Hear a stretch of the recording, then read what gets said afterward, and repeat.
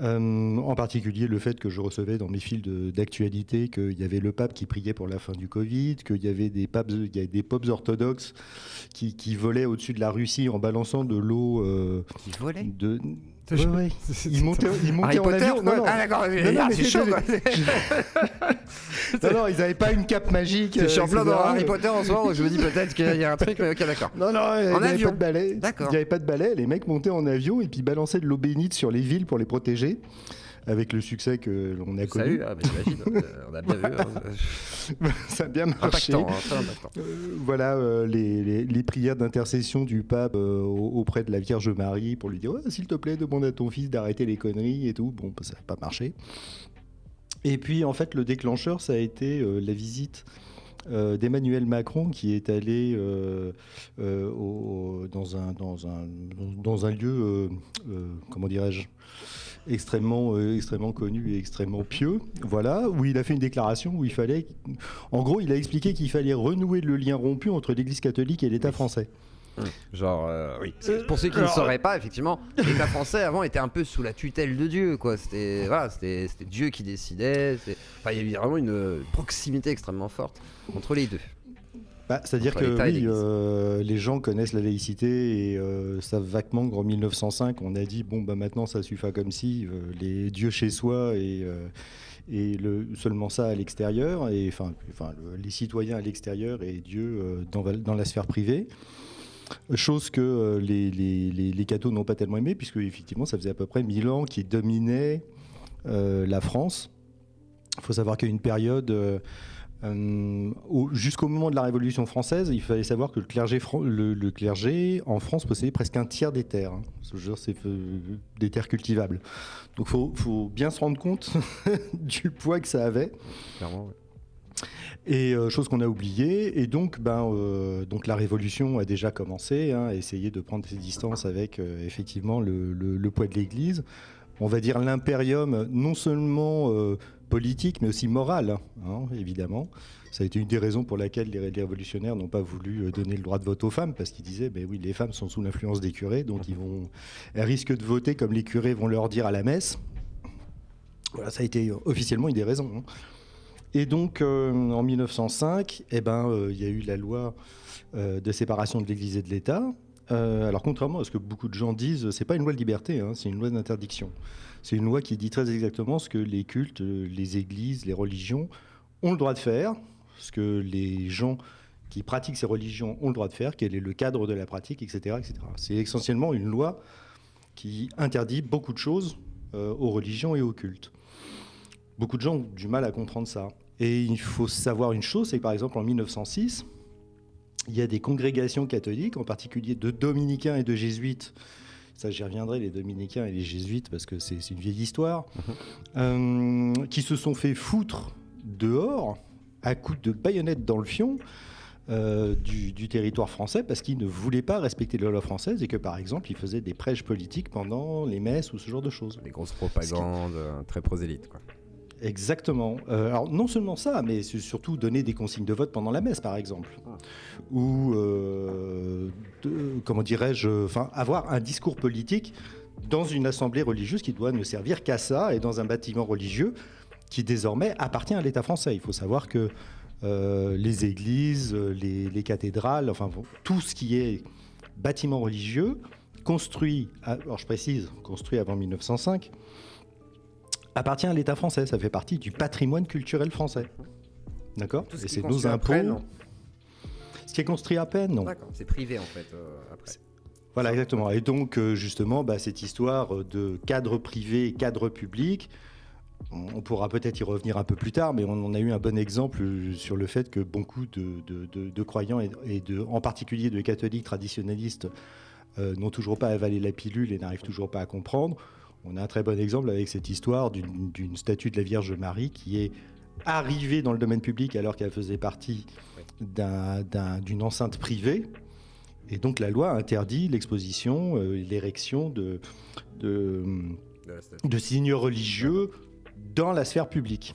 Voilà. D'accord. Donc c'est pour ça que, de par la loi, elle doit foutre le camp, quoi. Elle doit être déplacée. Alors après, on ne dit pas qu'il faut la détruire, etc. C'est juste vous l'enlevez du domaine public parce qu'elle n'était pas là avant et ça ne fait pas partie du patrimoine, contrairement à ce que vous clamez. Et donc, vous la prenez, vous la transportez, je sais pas, vous la mettez, je sais pas, ou dans le cimetière, ou dans l'abbaye, ou enfin, dans un patelin, enfin, une enceinte privée, mais voilà, ça doit pas rester dans le domaine public parce que elle a été érigée après 1905. Voilà, c'est extrêmement simple en fait. D'accord. Et l'affaire Le Dig, par exemple, bêtement, c'est une affaire médiatique où il y a un gamin qui a fait du twerk dans une église. Ça dépend peut-être aussi, du coup, peut-être. Est-ce qu'il y a une différence si jamais c'est dans une église privée qu'une église qui appartient à l'État, c'est pas la même chose quelque part. Enfin, c'est con comme question, mais voilà. Non, c'est une très bonne question parce qu'effectivement, ça pose la limite de. Comment dirais-je ? Alors, effectivement, le bâtiment appartient à l'État français. Mais la gestion de ce bâtiment et en fait ce qui s'y passe et du ressort est confié par un contrat à l'Église catholique et ou à son représentant. Ce qui peut expliquer par exemple que, alors même moi qui suis un féroce athée, laïcard, tout ce que tu voudras, etc., si je rentre dans une église, par exemple ça m'est arrivé d'aller visiter Notre-Dame quand elle était encore à peu près en état, je me suis découvert. Parce qu'on me l'a demandé. J'avais une casquette, je l'ai enlevée. C'est pas un signe de soumission, mais c'est juste une convention sociale, de la même manière que quand tu rentres dans une mosquée, t'enlèves tes chaussures. Voilà, rien d'extraordinaire. Enfin voilà, c'est pas pour ça, mes convictions, elles changent rien. Hein. Je continue à rigoler dans les ex-voto ou ce genre de choses. Mais bon, voilà. Dans le cadre, alors pour ceux qui se posent la question et qui voudraient, sur le cas Benjamin Le Dig que tu viens de donner, à double titre, je pense que c'est une bonne idée. Il y a une chaîne absolument formidable qui s'appelle Vous avez le droit, d'accord, ouais. Qui est. On a reçu d'ailleurs, allez voir son interview et il est sur Twitch le dimanche soir, je crois, et aussi en semaine, me semble-t-il, en live. Voilà, donc Sébastien, qui est absolument formidable, qui est un professeur de droit, monsieur assez installé, si tu veux, dans la profession, qui est assez formidable, qui est adorable. D'ailleurs, je lui tire un coup de chapeau parce que, en fait, c'est assez rigolo. Il était abonné à ma chaîne. Il a fait partie des premiers abonnés de ma chaîne dans les premières semaines d'existence de ma chaîne. Je ne le connaissais pas. Il se trouve qu'il a fait une vidéo sur Micode. Et que suite à cette vidéo sur Micode, sa chaîne a explosé. Donc, il est passé genre de 2000 personnes à 250 000 en 3 semaines. Pour ça, je vais défoncer Micode la semaine prochaine. J'ai un plan diabolique dans ma tête. Voilà, c'est ça. Pour faire de la pub, faut utiliser des mots codes. C'est Micode. Avec Micode, bonjour, on te débunk. Si top, t'es réponds. Bon. Avec l'espoir que l'algorithme signale les Micode. Et on parle de toi. Voilà. Et donc en fait, Sébastien très gentiment avait dans l'idée de me proposer une collaboration et ça s'est bien, entre guillemets, ça s'est bien trouvé parce que au moment de l'affaire Le Dig, eh bien Sébastien a fait une vidéo sur le blasphème, justement. Exactement. Sur cette notion du blasphème. Le droit au blasphème ou pas, en France, le grand débat quoi. Alors, non, il n'y a pas de débat. Il y en a qui veulent débattre dessus, je veux dire, c'est le grand débat sempiternel dans le débat public. C'est comme 1905, il y a des tas de gens qui veulent revenir sur le truc en disant « Ouais, c'est une atteinte à ma liberté ». Oui, mais mettre ta ceinture de sécurité dans ta bagnole, c'est aussi une atteinte à ta liberté. Voilà. Donc, et donc en fait il a fait cette vidéo sur Benjamin Le Dig, sur l'affaire Benjamin Le Dig, et donc si les gens veulent essayer de comprendre justement cette subtilité légale qui fait que ça a été un prétexte, soyons clairs, c'était en fait une condamnation d'un blasphème sous couvert de la condamnation d'avoir fait un événement sans l'assentiment du curé qui était en charge de l'église. D'accord ? Qui normalement doit donner son autorisation pour tout événement, que ce soit un concert classique ou une messe. Voilà, le curé est responsable de ce qui se passe dans son bâtiment. Il se trouve que simplement Benjamin et son pote ont fait ça alors qu'il n'y avait personne dans l'église. Donc en soi, ils se sont juste filmés, c'est une connerie. Enfin, après, on peut penser. Voilà, si seulement ils dansaient bien encore. Oui, à la limite. Après, ils n'ont pas fait cramer l'église, quoi.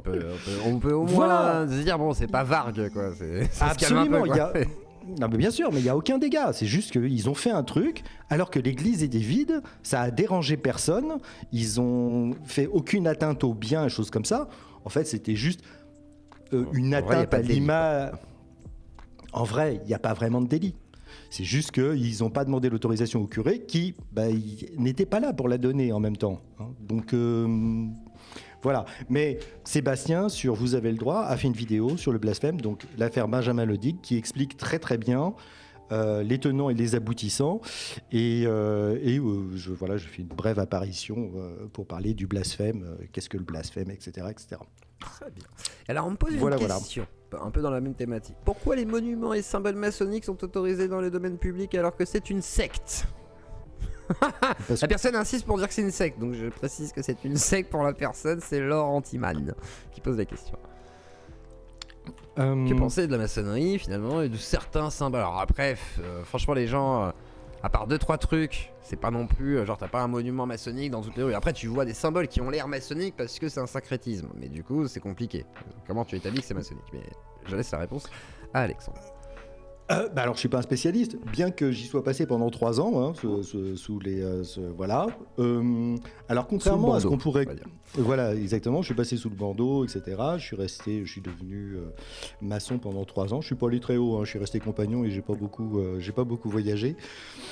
Donc, mais c'est une expérience assez intéressante pour quelqu'un d'aussi bavard que moi d'être obligé de fermer ma gueule pendant 1 an.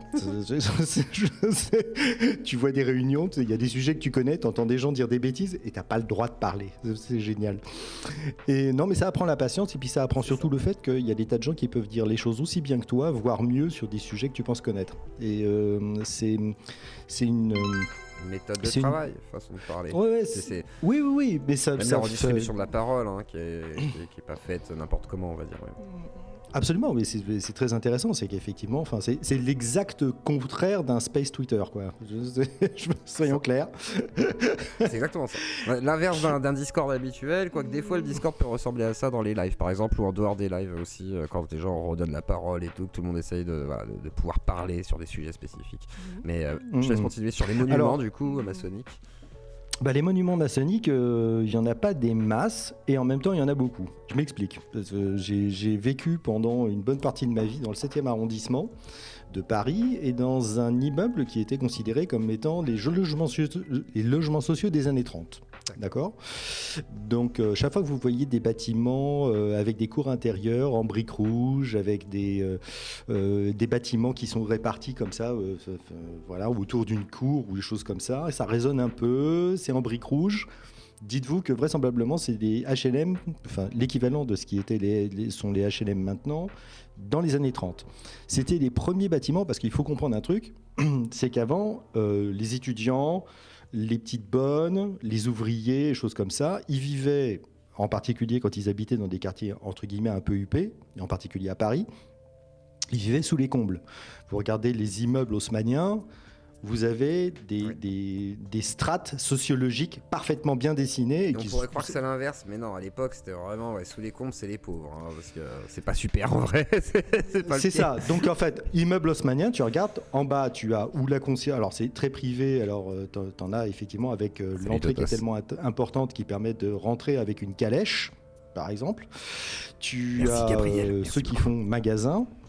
Et puis, ça c'est au rez-de-chaussée. Premier étage, tu as en général l'appartement ou de la gardienne, enfin au rez-de-chaussée, l'appartement de la gardienne. Au premier étage, les petits bourgeois. Deuxième étage, les demi-bourgeois, etc. Au troisième étage, les grands bourgeois. Quatrième, cinquième étage, c'est facile à voir, il suffit de regarder la taille des fenêtres, elle augmente. Tu vois ? Plus le plafond est haut, plus tu sais quel point. C'est la hauteur de plafond, voilà ce que j'allais dire. Comme aux États-Unis, il y a une énorme hauteur de plafond dans beaucoup de bâtiments, mais quand il y a du pognon, quoi. C'est là, tu te retrouves avec des plafonds de 3 mètres et tout. C'est incroyable. C'est exactement ça. Tout simplement parce que c'est pas Bobonne qui, enfin, c'est pas Madame qui va nettoyer les fenêtres en prenant le risque de se casser la gueule parce qu'elle a raté une marche de l'escabeau, mais ça va être la petite bonne qui, elle, vit sous les combles. Juste à côté. Au 6e ou au 5e étage. Et tous ces bâtiments ont une caractéristique, c'est qu'il y a l'entrée principale où passent les habitants, les propriétaires et les invités, de marque, entre guillemets. Et vous avez toujours une entrée de service. Et cette entrée de service, il y a toujours un petit escalier, il y a toujours une petite porte avec un escalier qui donne sur la porte qui donne dans les appartements sur la cuisine. C'est là que les livreurs pour la bouffe, etc., apportaient tout ce qui était nécessaire à la confection des repas, l'entretien de la maison, etc. Et beaucoup de ces appartements, quand vous êtes dans les bâtiments haussmanniens, beaucoup de ces appartements, en fait, vous vous rendez compte qu'il y a un long couloir qui fait tout le tour des grandes pièces de vie, et la cuisine est derrière. D'accord. Parce que ça sert au service. Et donc, il n'y a pas les mauvaises odeurs dans le salon, dans le petit salon, dans la chambre, dans le machin, parce que c'est complètement séparé. Maintenant, sur les strates sociales, tout en haut, sous les toits, là où ça chauffe sous le zinc en été et là où ça caille en hiver, vous avez ce qu'on appelait les chambres de bonne. Et les chambres de bonne, elles avaient une caractéristique, c'est que les chiottes et la douche, c'était sur le palier. C'était les mêmes pour tout le monde. Et donc, dans les années 30, suite justement à l'influence en particulier des francs-maçons et choses comme ça, et du socialisme, c'est ignominie, on a commencé à penser que peut-être qu'on pourrait donner des appartements facilement construisibles. Alors effectivement, les murs, c'est du papier mâché. Hein. Je veux dire, ton voisin pète ou tous, t'es au courant. Hein. Soyons clairs. Il n'y a aucune isolation de ce genre-là. Mais par contre, c'était hyper moderne pour un certain nombre de choses. Par exemple, c'était des immeubles de 6 ou 7 étages avec ascenseur, ce que beaucoup de bâtiments haussmanniens n'avaient pas. Et ça a été installé ensuite. Ils venaient avec ascenseur, vide ordure, et surtout, salle de bain et WC dans chaque appartement. Et ça, c'était une révolution au point de vue de l'hygiène. Et donc, ces bâtiments-là, beaucoup des gens qui ont conçu ces bâtiments, d'abord qui ont pensé la chose, et les architectes, souvent étaient des francs-maçons. Et en fait, moi, je me suis aperçu que je vivais dans un immeuble franc-maçon, mais j'avais 40 et des patates quand je suis rentré en loge. C'est pas un immeuble franc-maçon, du coup, c'est plus un immeuble fait par des francs-maçons. C'est un immeuble fait par des francs-maçons. Ce qui est très rigolo, c'est que quand on parle de monuments, on parle de la pièce en soi ou des symboles maçonniques qu'on peut trouver un peu partout. Et ça, c'est vachement intéressant. Parce que, effectivement, quand tu rentres dans le bâtiment, si tu n'es pas au courant, en fait, tu regardes le truc, c'est conçu un peu comme un temple. Si tu regardes un plan d'église ou chose comme ça et que tu compares avec le bâtiment où je vivais, c'est pareil, quoi. Tu as des espèces d'ailes, tu as une espèce de cœur, sauf que c'est un jardin, c'est ouvert. Et puis quand tu regardes sur les murs, tu as des triangles partout, quoi. C'est super drôle. Donc ouais, c'est vraiment symbolique. Donc quand tu le sais pas... Quand tu ne le sais pas, tu te dis « Ah, c'est joli !» Et puis quand tu le sais, tu te dis « Ah merde, attends, c'était qui l'architecte déjà ?» Oui, du coup, ça pose des questions après derrière. Et après, du coup, aujourd'hui, ça ne représente rien. On est bien d'accord, parce que du coup, les années 30, c'est vachement éloigné. C'est pas représentatif d'un pouvoir ou d'une influence maçonnique moderne, on va dire. Non, et puis on peut considérer. Honnêtement, je vais être parfaitement honnête. Moi, quand je suis rentré en loge et que je me suis intéressé à la chose, c'est parce que je voyais un certain nombre de choses monter, et en particulier un renouveau religieux que je trouvais particulièrement dangereux et préoccupant. Et que je me suis dit, je vais aller voir s'il y a moyen de peser, entre guillemets, dans le débat public sans être un mec hyper riche, sans être un mec connu, un artiste connu, sans avoir de pognon, sans avoir d'influence politique, etc. Qu'est-ce que je peux faire ? Quels sont les moyens que j'ai, moi, de m'exprimer et de peser, entre guillemets, sur le débat public ? Peut-être que donner mon avis en loge, peut-être qu'il paraît que les francs-maçons ont du pouvoir, allons-y. Et j'ai très très très vite déchanté sur le pouvoir des francs-maçons. Ouais. Ils sont devenus extrêmement prudents, timides, assez peu volontaires, etc. Ce qui a fait qu'au bout de 3 ans, et en plus, quand je disais certaines choses en loge, même si en principe en loge la parole est parfaitement libre, je sentais bien qu'il y avait des trucs qui ça passait pas, quoi. Après, même si j'étais dans une... Ils aimaient leur petite mystique, on va dire. Ouais, et pour le coup, effectivement, alors pour le coup, j'étais dans une loge qui avait aucune reconnaissance de ce qu'on appelle le grand architecte de l'univers. Hein, donc, il y a des loges... Ouais, j'étais au Grand Orient. Je dis ça pourquoi ? Parce qu'il y en a qui vont dire comment il sait parce qu'en fait, le Grand Orient, c'est l'une des seules loges qui aujourd'hui est considérée comme laïcarde, on va dire, vraiment athée, qui met un peu de côté tous les rituels en principe. Alors il me semble, elle est un peu moins là-dedans quand même. Tu fais pas tous les rituels comme à l'ancienne, quoi. Alors l'histoire de la franc-maçonnerie est un peu compliquée. Je sais pas le sujet ce soir. Peut-être qu'on pourra refaire. Voilà. J'ai des potes qui pourront venir en parler si vous voulez. On pourra déjà sur la franc-maçonnerie. On pourra parler avec Jean-Pierre Sacoun. Voilà, c'est un copain. Et pour le coup, Jean-Pierre Sacoun, qui a été grand maître justement de l'ODL. Du Grand Orient.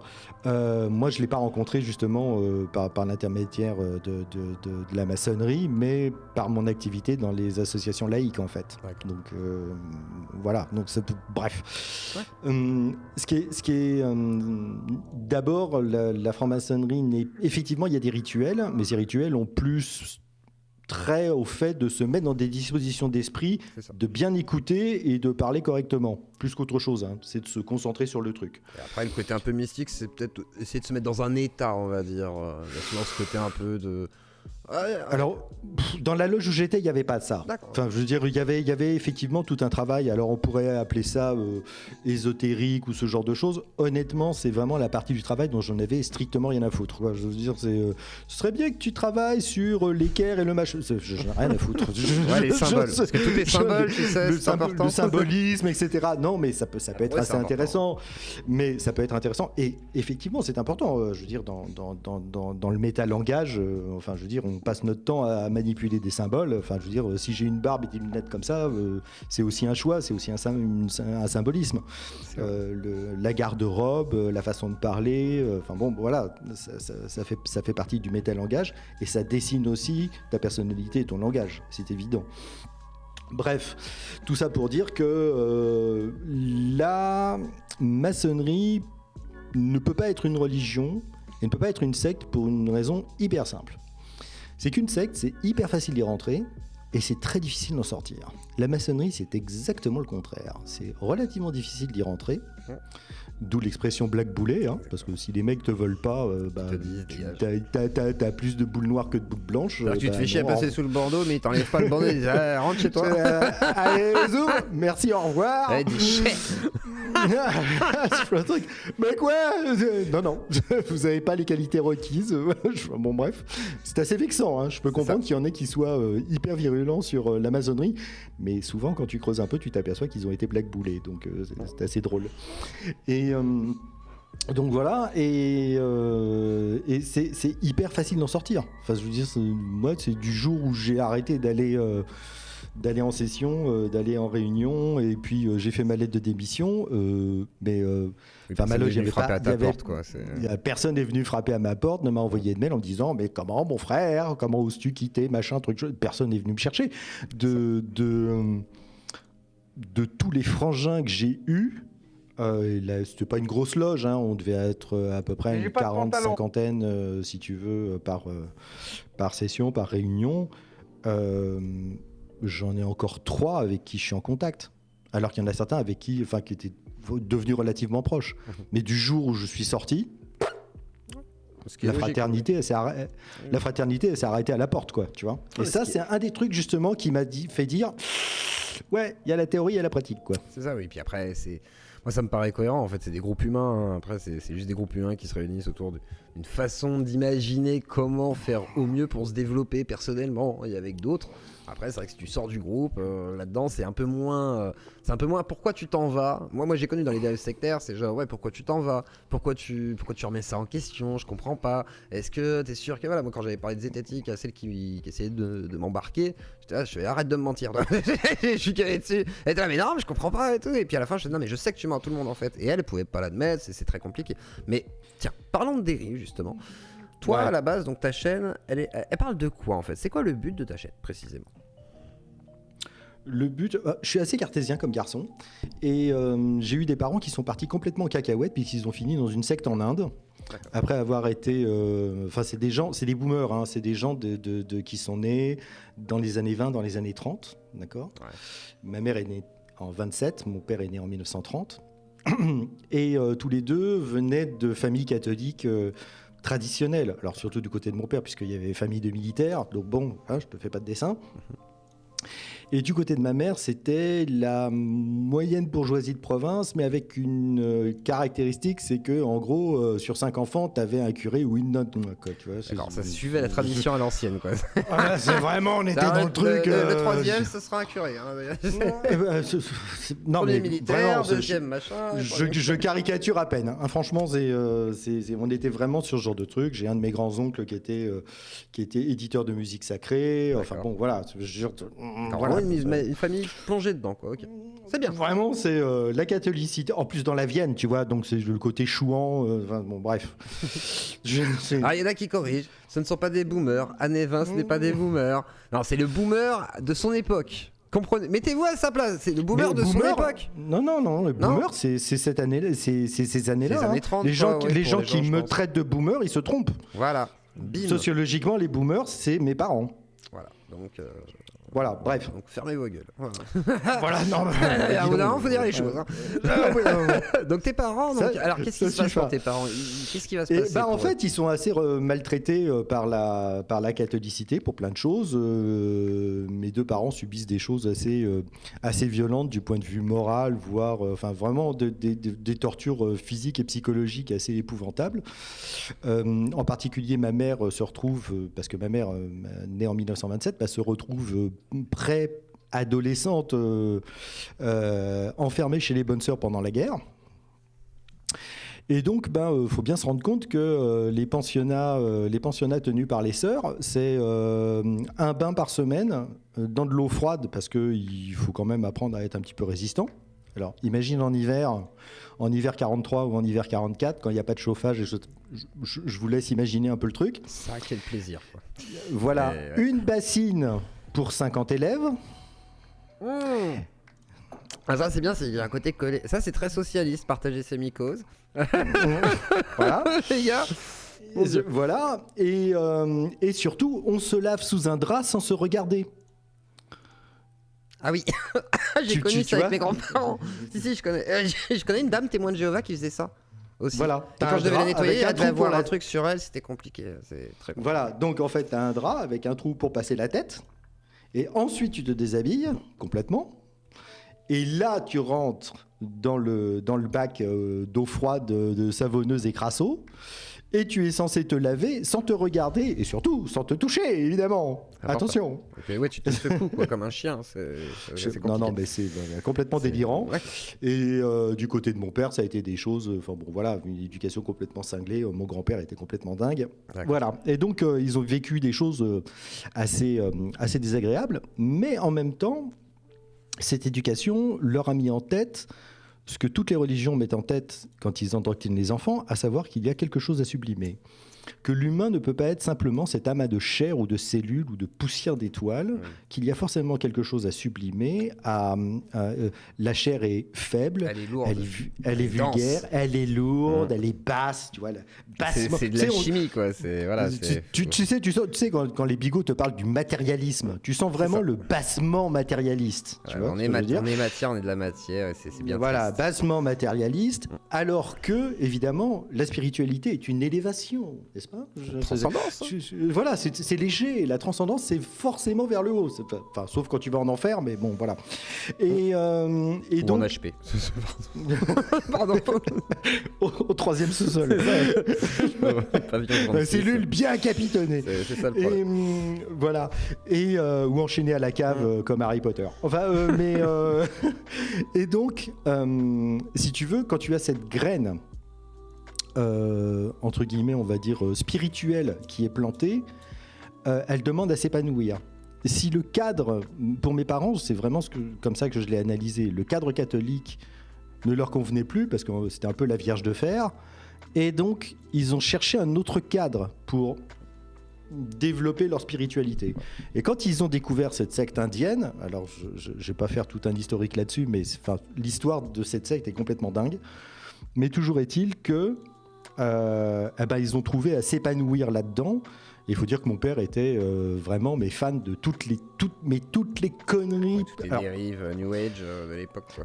Voilà, et ce qui est complètement fou, c'est que mon père était centralien. Il a commencé sa carrière en travaillant... Non, mais le mec était centralien. Il a travaillé sur les plans de dérive du Concorde. Et puis à l'époque où t'avais pas d'ordinateur, hein, tu il déconnait zéro, quoi. C'était un gros cerveau, quoi. Il parlait 7 langues. Enfin, je veux dire, bref, 7 langues, dont l'arabe et l'hébreu. Pourquoi ? Parce qu'il avait passé toute son enfance. Il avait passé toute son enfance à Alger, puisque son père était basé à Alger. Son père, commandant de l'armée de terre, était basé à Alger. Donc il a passé toute son adolescence et toute la guerre à Alger. Il a fait son école préparatoire qui s'appelait la taupe arabe à Alger. Et donc, mais en plus, il était entouré de mecs. Enfin, je crois dans sa la taupe arabe, je crois, a généré 6 ou 7 prix Nobel, quoi. Tu vois, c'est un truc de malade. Ah oui, non, mais on est vraiment sur du. Alger produisait de l'intelligence, quoi. Tu vois. Et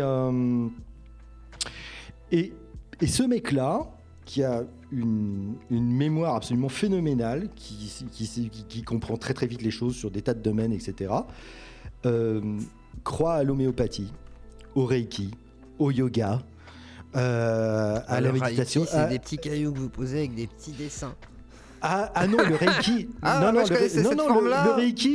Reiki, c'est genre des gestes. Voilà, c'est des trucs tu juges sur les énergies du ki. Voilà, pour rétablir l'énergie, enfin pour recentrer l'énergie du corps afin que les points de ta Kundalini s'ouvrent et que tu accèdes à la pleine. Bien ouverts. Voilà, les chakras bien ouverts pour accéder à la réalisation. Parce qu'en fait, vous avez un serpent dans la nuque. Je vous explique. Voilà, c'est à peu près ça. Hein. C'est un serpent dans la nuque. D'ailleurs, c'est le serpent que tu trouves. C'est le serpent que tu trouves autour du caducée des médecins. Hein. C'est ça qui est rigolo. Donc c'est pour ça qu'il y a voilà, Hermès, tout ça. Et alors du coup, tu te dis la Kundalini, et c'est quoi ? C'est un serpent, il s'aligne. Et si jamais vous avez aligné tous les anneaux de votre corps comme dans Sonic un peu, il y en a 7, et vous avez l'élimination, la couronne aussi, la chakra couronne là-haut là. Et du coup, vous êtes illuminé. Et moi j'ai cru que c'était vrai. Mais moi j'y ai cru. Hein. Moi j'étais vraiment cru que j'avais la Kundalini et tout. Hein. C'est-à-dire que moi je l'ai vécu ça. J'étais dans un état où je croyais que j'étais un illuminé. Je pensais qu'il m'arrivait des expériences mystiques. Après j'en suis revenu. C'est-à-dire que j'ai réobjectivé tout ça avec le temps. Mais sur le moment, j'étais perturbé. Et quand on m'expliquait ça, moi, c'était encore plus perché, quoi. Du coup, je me disais, ah ouais, il m'arrive un truc de dingue, je suis un illuminé, je suis un élu. Enfin, c'est très particulier, quand même. C'est très particulier. Ouais, et puis c'est un filtre, c'est une vision de la vie qui fait que tu te mets à interpréter n'importe quoi. Enfin, une colombe qui chie à gauche, tu vois, au lieu de chier à droite. Tu peux pleurer en disant, putain, elle a chié à gauche, c'est un symbole de ma vie. Putain, je suis mal barré. Moi, j'étais comme ça. Hein. Et sauf que moi, j'étais un exalté. Alors, je chantais des chansons et vraiment, ça m'a rendu fou. C'est-à-dire que j'aurais pu finir à l'HP si j'avais été complètement détraqué dans ma tête. Alors j'étais déjà un peu détraqué du coup à cause de tout ça, mais heureusement que j'étais pas fou, parce que j'aurais été fou, j'aurais vu des trucs, je pense que j'aurais fini complètement à l'HP comme certaines personnes que j'ai croisées dans mon parcours, et c'est flippant. Et c'est pour ça que je vous dis, certains me proposaient de monter des sectes en fait, hein, vraiment c'était ça quoi, genre ah ouais tu sais tirer les cartes. Alors moi je disais que je savais pas tirer les cartes, mais les gens me disaient si t'as un pouvoir, et moi je disais mais non j'ai pas de pouvoir, genre juste c'est un peu le hasard tu vois, genre c'est vachement intéressant ce que tu dis, c'est que dans des groupes comme ça, dans des groupes mystiques ou des choses comme ça, tu t'aperçois que c'est le groupe qui se choisit son gourou. C'est ça. Et qui presque ne lui laisse pas. On a vu ça avec les enfants lumière là. Comment ça s'appelle ? Les enfants indigo en fait. Les enfants indigo ou des choses comme ça, où tout d'un coup, on charge l'enfant d'une mission et t'as intérêt à incarner ce qu'on veut, hein, parce que sinon ça va mal se passer. Et mais bon. La secte de mes parents, les mecs savaient ce qu'ils faisaient dès le départ. Alors c'est une secte qui se revendique de la tradition de l'Advaita Vedanta. Alors pour ceux qui veulent regarder sur Wikipédia à quoi ça correspond, mais grosso merdo, c'est un yoga de l'éveil. Et c'est ça, positions spécifiques en fait qui vont permettre répéter. Ouais, et puis c'est surtout c'est la réalisation, et puis c'est surtout un bon truc de manipulation, parce que en gros le gourou, il te dit un truc, tu poses des questions en disant je n'ai pas compris, et il dit vous n'avez pas compris parce que vous réfléchissez. C'est ça. Si vous contentiez lâcher prise, en fait.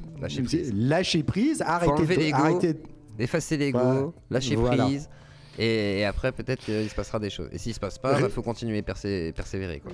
Voilà, réfléchir c'est utiliser son ego, et l'ego est une entrave à la réalisation. Donc en gros, si tu veux te réaliser, ta gueule, donne-moi des sous et laisse-toi faire.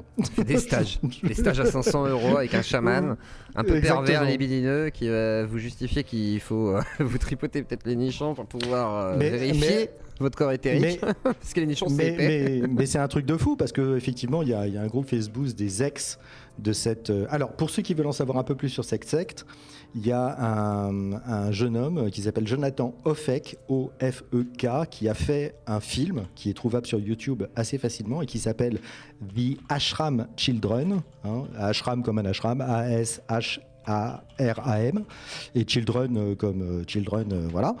Et lui a passé une bonne partie de son enfance, comme d'autres, justement dans l'ashram de la secte de mes parents. D'accord. Et donc il a fait un documentaire, ça lui a pris 6 ou 7 ans, parce qu'en fait il y a encore des gens qui sont... Cette secte c'est un truc de malade, c'est-à-dire que ça a commencé au début des années 1915-1920 à peu près, comme ça, où le père du gourou de mes parents a commencé à enseigner, etc., etc. Il a rencontré un certain nombre de personnes.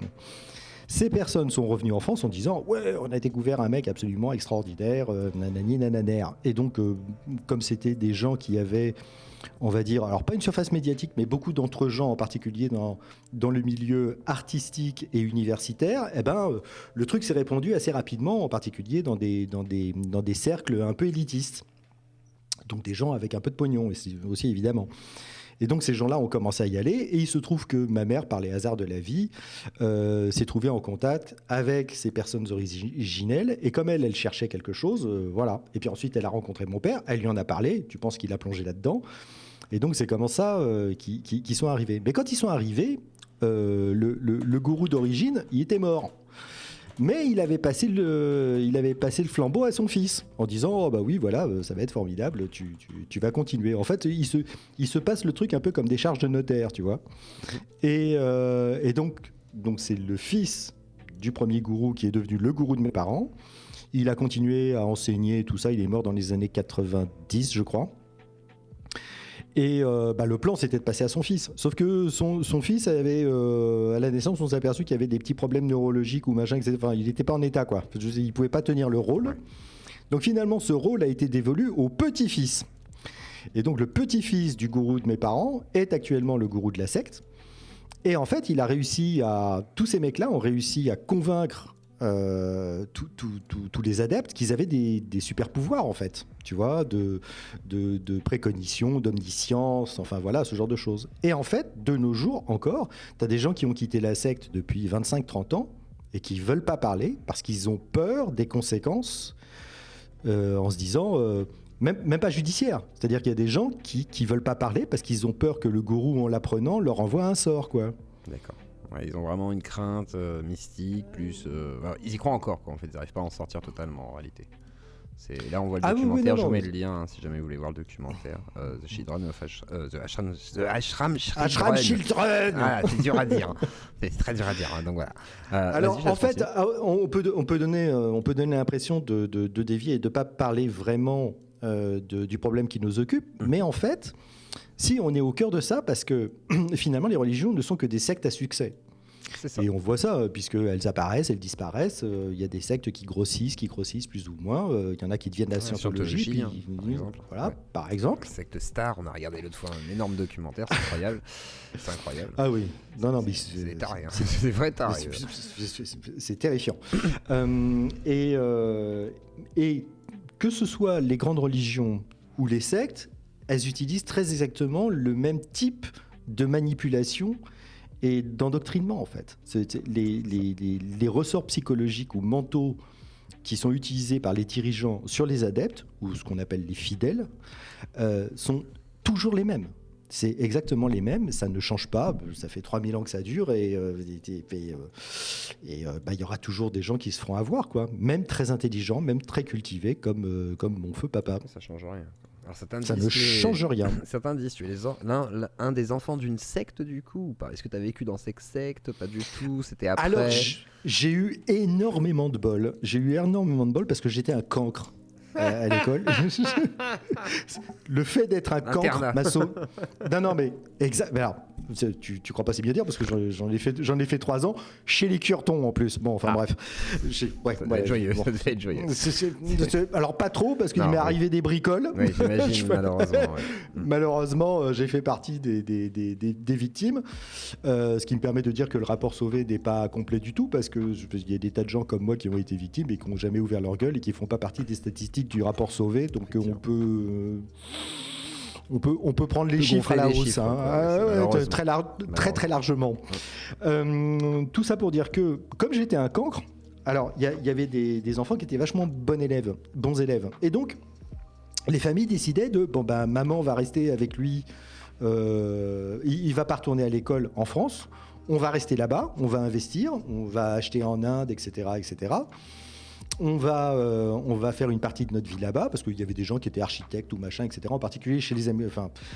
En gros, la secte a eu 2 grandes périodes. La période des Français où c'était un peu YOLO jusqu'à la fin des années 70, début des années 80. Et puis après, il y a eu une autre graine qui a été posée aux États-Unis, en particulier à Austin.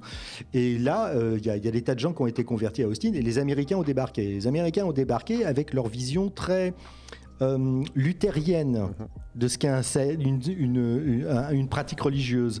Donc là, tout d'un coup, les Français qui rataient la prière du matin une fois sur 2, se purifiaient à la va comme je te pousse. Oui, non, bon, ça va, bon, il y a une goutte qui est tombée dans la malle, bon, c'est pas grave. Enfin, je vous parlerai du truc peut-être un jour.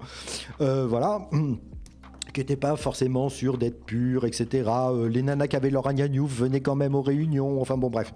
À partir du moment où les Américains sont arrivés, là, il n'y avait plus de ça. Enfin, je veux dire, c'était on respecte les règles parce que c'est le seul moyen d'y arriver. C'était devenu complètement terrifiant. Et donc, comme j'étais mauvais élève, mes parents étaient très de cette vieille France qui est que la réussite passe par la réussite scolaire. Il est mauvais élève, on ne peut pas se permettre de lui faire l'école par correspondance, ça va être une catastrophe, il va redoubler, ce sera un raté, etc. Alors, je ne les ai pas détrompés, soyons clairs. J'ai mis tous mes efforts à ne pas avoir mon bac. T'inquiète, bienvenue dans l'école, c'est bien. Moi aussi. C'est très bien, en vrai, parce que si t'arrives à réussir des choses, après, les gens sont là, oh, t'es un génie, c'est incroyable. Comment tu fais? Bah ouais, quel moi extraordinaire. j'aurais pas pu, j'ai été bien à l'école, oh là, c'est incroyable. Hein. Quel extraordinaire autodidacte. C'est ça, voilà. Oh, tu es débrouillard, c'est incroyable. Avec plein d'adjectifs comme ça, c'est génial. Après, moi je suis très pour les études, etc. Simplement, moi j'avais un esprit qui fonctionnait pas, même quand j'ai étudié la musique, parce que je suis devenu musicien. Je veux dire, le cadre scolaire pour moi, je veux dire, c'est une catastrophe, quoi. J'ai vraiment beaucoup de. À tout le monde, quoi. Je fonctionne pas comme ça, quoi. Ça marche pas. Et donc, comme ils avaient très très peur de ça, j'ai eu la chance qu'ils ont pris la décision systématiquement de juste rester 2-3 mois pendant les vacances d'été ou ce genre de choses. Éventuellement des voyages pendant l'hiver parce que c'est l'été là-bas, puisque c'est en Inde. Et donc on jouait avec les petites moussons, les vacances et choses comme ça. Mais je suis jamais resté des 6 mois, 7 mois d'affilée. Jamais, c'était toujours 2 mois et demi en rognant un petit peu sur la date de rentrée, enfin bon voilà quoi. Mais jamais un truc où je manque l'école pendant plusieurs mois, enfin ça c'était pas possible. Et donc ça m'a sauvé, contrairement à tous ceux qui étaient dans des familles qui étaient tellement investis dans le truc qu'ils ont tout vendu là où ils étaient et qui se sont mis à travailler pour être en permanence proche du gourou. Ouais. Parce que c'est un en mode communautaire, quoi, le côté on vit ensemble parce qu'on vend toute la maison, on va aller rejoindre enfin notre mode de vie rêvé dans les bois en train de crever de faim. Alors c'est même pas mode de vie rêvé, non, pour le coup il y avait des bâtiments, c'était assez entre guillemets moderne pour l'Inde des années 70.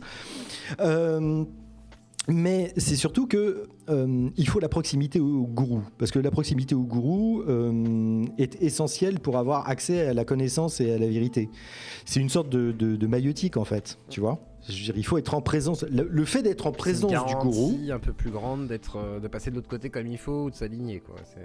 Voilà, c'est plus facile parce que quand t'es près du mec qui tient la lanterne pour le chemin, tu vois mieux le chemin. En gros, tu vois, pour prendre une image. Bon, évidemment, c'est de la merde. Hein. Enfin, tous ces gens se sont perdu des années et des années, en particulier des Français qui avaient fait toute leur vie là-bas, qui ont passé 30 ans, 40 ans là-bas, et qui se sont fait foutre à la porte de la secte parce que pour certaines raisons, parce qu'ils n'avaient plus d'argent, parce que bon voilà, enfin, évidemment il y avait toujours des alibis, enfin tu dévis, tu as une mauvaise influence sur le groupe, tu as machin truc chouette, et des gens qui se sont retrouvés littéralement à poil après une vie de labeur et d'investissement dans la secte. Je pense en particulier à une adepte qui était entre guillemets la numéro 1 française pendant des années. En gros, c'était un peu la garde chiourme de la communauté française. C'était l'interface privilégiée entre le gourou et le groupe français. Et évidemment, elle s'est fait violer, tripoter, engluer, enfin bon voilà. Et elle l'a avoué, mais 40 ans après. Et même après tout ça, quand tu lui poses la question, oui, mais il y a une vérité. Oui, mais l'Advaita Vedanta, il y a un vrai enseignement, il y a quelque chose. L'endoctrinement est tellement profond qu'elle n'arrive même pas à se considérer comme une victime, quoi. C'est terrifiant. Enfin, déjà que pour des trucs très graves, des viols, c'est compliqué des fois de savoir qu'on est une victime. Moi, je connais des victimes de viols collectifs qui me disaient non, c'est pas un viol. Donc, si déjà à ce niveau-là, on me dit c'est pas un viol, j'imagine que dans une dérive sectaire où t'es totalement, enfin, où tu crois que t'es totalement libre de tes choix, que t'es en plus quelqu'un d'éclairé, que t'es pas débile, bah tu dois vraiment imaginer que c'est pas une dérive sectaire et que non, c'est pas ce qu'on te dit. Il y a personne qui essaie de te manipuler, malheureusement c'est le cas. C'est souvent le cas. Et moi c'est souvent ce que j'ai vu aussi. C'est pour ça que je me suis barré en disant non, je peux pas. Moi c'est un truc qui m'écoeure en fait. Donc et abuser de gens fragiles, c'est peut-être l'un des pires trucs. Mais alors. Ah mais c'est le principe même des sectes et des choses comme ça, c'est-à-dire que mais les grandes religions font ça, puisque dès ta naissance on te dit tu es le mal, tu es l'incarnation du péché originel, tu es coupable à la naissance, tu es malade. Et la seule guérison, alors quand tu es chrétien, on te dit la seule guérison c'est de croire en Jésus-Christ qui s'est fait clouer au pilori, qui a subi un martyre absolument épouvantable, en rémission des péchés que tu as commis. Mais c'est pas moi, c'est Adam et Ève, mais c'est pareil. Exactement. Tu es coupable dès la naissance. L'origine. Et donc, dès l'origine. Et le simple fait d'être de nature humaine, parce que tu es de nature humaine, tu es de nature basse et coupable et pécheresse. Et le seul moyen de racheter tes péchés et d'avoir une chance d'aller au paradis, c'est d'accepter ce type qui s'est fait torturer à mort comme ton maître à penser et spirituel. Il faut que tu crois, effectivement, il faut que tu dises que tu crois, que ce qu'il a subi était légitime pour racheter le péché d'un couple qui n'a jamais existé. Voilà. Alors il y a le Jenner qui me dit non, tu as hérité du péché originel. Oui, c'est ce qu'il dit en fait. Tu as hérité d'un péché. Bah, t'as le péché en héritage. Voilà. Et où le problème, Jenner? Viens discuter avec nous, Jenner, après. Si tu veux, on peut discuter après. Hein. Ce sera ouvert. Viens. Donc, en fait, tu es coupable du crime de tes arrière grands-parents. Enfin, voilà. Ce qui est de base totalement amoral et d'une injustice folle. Enfin, je veux dire, les enfants peuvent pas être tenus pour responsables des crimes des parents, comme les parents peuvent pas être tenus pour responsables des crimes des enfants. Et voilà, c'est quand même une des bases de la cible. Oui. Et puis après, c'est débile surtout. Mais je comprends pas. Je veux savoir comment il explique l'évolution. Alors, est-ce que tu crois en l'évolution ou penses-tu que la Bible a raison? Parce que 6400 ans, c'est pratique. Mais je ne crois pas en l'évolution. Je pense que la théorie de l'évolution est ce qui se rapproche le plus de ce qui se passe vraiment, parce que ça s'est pas arrêté, hein, ça continue l'évolution. Et que c'est du contraire en tout cas. Mais bien sûr. Mais moi, je veux dire, si je dis Dieu n'existe pas, c'est jusqu'à preuve du contraire. Apportez-moi une preuve qu'il existe, une preuve convaincante. Et si elle est convaincante, je serai convaincu et je dirais, ah d'accord, ok, il existe. Bon, c'est un connard, mais il existe. C'est ça. Et vraiment, s'il était si fort que ça, on devrait tous y croire, en fait. Enfin, c'est-à-dire que comme il est omniscient et omnipotent, je ne comprends pas pourquoi il prend systématiquement les mauvaises décisions et les mauvais moyens pour se faire connaître de tous. C'est étonnant. Je veux dire, il devrait... Enfin, c'est lui qui a inventé le monde, donc il devrait être capable de nous faire l'aimer. C'est genre, on l'aime tous, tu vois, genre, ce serait trop facile en fait. Mais sans le fait de nous faire l'aimer, parce que s'il nous oblige à l'aimer, ça jette par la fenêtre le libre arbitre. C'est pas grave, tant pis. Au moins il a ce qu'il veut. Non, mais c'est ça, c'est extraordinaire. C'est-à-dire, c'est aimez-moi. Voilà. Mais non, je t'aime pas, t'es méchant. Enfin, t'as tué des tas de gens. Bon, non, je t'aime pas. Ah, tu m'aimes pas? Bon, bah je vais te punir pour l'éternité. C'est sympa. Alors moi, on m'a dit ça dépend. Chez les musulmans, c'est que quelques millions d'années, paraît-il. Oui, il paraît effectivement que au bout d'un moment, on peut finir par gagner effectivement son salut. J'ai fait une vidéo d'ailleurs sur les différents enfers. Voilà. D'accord. Donc, et chez les juifs, je sais pas. J'en ai aucune idée. Alors chez les juifs, voilà, le shéol, c'est assez particulier parce qu'en fait, il y a pas. En fait, c'est le christianisme qui invente l'enfer tel qu'on le conçoit. Et en fait, tu t'aperçois que les 7 péchés capitaux, tout ça, etc., vient aussi d'une tradition grecque. Ouais. Donc, en fait, le christianisme a recyclé, entre guillemets, des idées grecques, avec les cercles de l'enfer, les choses comme ça, qui n'existent pas dans le judaïsme. En fait, il n'y a pas vraiment d'enfer en judaïsme. C'est dans une espèce de no man's land gris. Voilà. C'est pas mieux, mais c'est moins pire. Bah, disons, au moins, on te fait pas souffrir juste pour le plaisir de te souffrir et de faire savoir. Par contre, tu t'emmerdes pendant très longtemps, quoi. Ça va être infiniment long, mais sinon. C'est l'ennui permanent et absolu et éternel. Mais au moins, on te brûle pas, on te torture pas, on te. Sadisme à outrance, quoi. On ne te punit pas pour avoir exercé ton libre arbitre et le cerveau dont on t'a doté, pardon. Exactement. Et on dit les purgatoires, alors, le purgatoire, c'est vachement intéressant parce que c'est un peu comme les limbes. C'est un truc qui est en train de tomber. Alors non, c'est pas récent. Ah, je crois que c'était récent, les limbes. Je crois que c'était justement parce que c'était récent qu'ils l'enlevaient ou une connerie comme ça, mais peut-être que. Et non. Alors, en fait, les limbes, il faut savoir que, en gros, dans le christianisme, il y a, le monde se divise en deux. Il y a les baptisés et les pas baptisés. Voilà. Donc, et les bébés. Voilà. Sauf qu'un bébé, il naît, et s'il meurt avant qu'on ait le temps de le baptiser, eh ben, alors, ok, il est le fruit du péché, mais il est encore innocent. D'accord ? Il n'a pas eu le temps de pécher par lui-même. Il est juste. Il n'a pas eu le temps, en fait, voilà, il n'a pas eu le temps de faire le mal, vraiment. Il n'y a pas tout le contenant dedans et il y a juste le réceptacle. Quoi. Voilà, exactement. Donc en fait, les mecs se sont dit, un bébé innocent quand même, l'emmener en enfer, les gens vont pas être. Niveau communication, c'est pas terrible. C'est pas gentil d'être méchant. Bon, alors on va inventer un truc. Donc ils ont inventé les limbes, qui est un peu l'équivalent du shéol. C'est-à-dire que c'est un endroit où les enfants attendent le retour du Christ, qui à ce moment-là va faire le jugement dernier, évidemment le vrai jugement dernier, avec les justes et les injustes. Et donc évidemment, eux, ils iront, comme ils sont innocents, ils iront au paradis. Mais pour l'instant, ils ne peuvent pas subir de jugement, puisqu'il faut attendre le retour du Christ et l'avènement du royaume de Dieu sur terre et dans les cieux, avant qu'il y ait le grand jugement dernier où tout le monde passe à la moulinette. Et donc en fait, dans le monde chrétien, il y a le paradis qui est pour les gens bien, il y a les limbes pour les enfants qui n'ont pas eu le temps d'être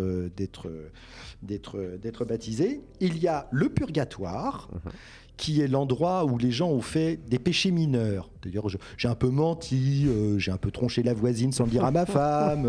Enfin voilà, tu vois, je me suis un peu masturbé. Comment ça ? Ça, c'est un péché. J'ai repris de la pêche au vin. Enfin, tu vois,